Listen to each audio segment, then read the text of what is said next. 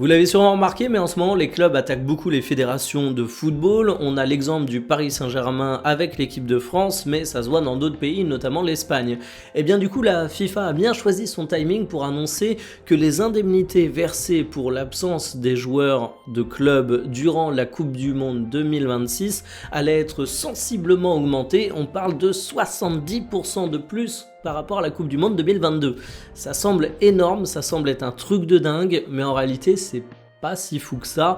On parle de compensation totale à hauteur de 300 millions d'euros, sauf que durant la Coupe du Monde 2022, c'était partagé entre 440 formations, ça fait une moyenne d'un peu moins de 700 000 euros par club. Alors évidemment, c'est une moyenne, ça veut tout et rien dire. Si t'es un club comme le Real Madrid, le Paris Saint-Germain ou Liverpool, qui a que des internationaux, tu vas toucher bien plus que ça, mais ça restera une compensation plus symbolique qu'autre chose par rapport à l'épine dans le pied que ça représente pour les clubs.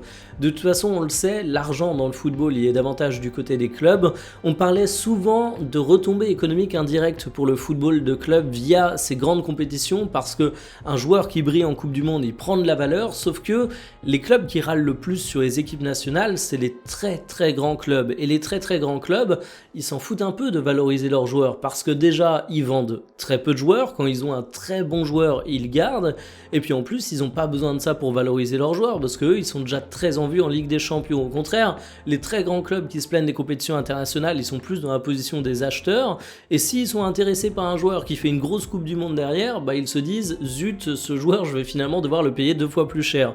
Conclusion de cette affaire, oui, la FIFA sort un petit peu plus d'argent pour compenser les clubs par rapport à la prochaine Coupe du Monde, mais ça changera pas le fond du débat et l'hostilité des clubs envers les sélections nationales.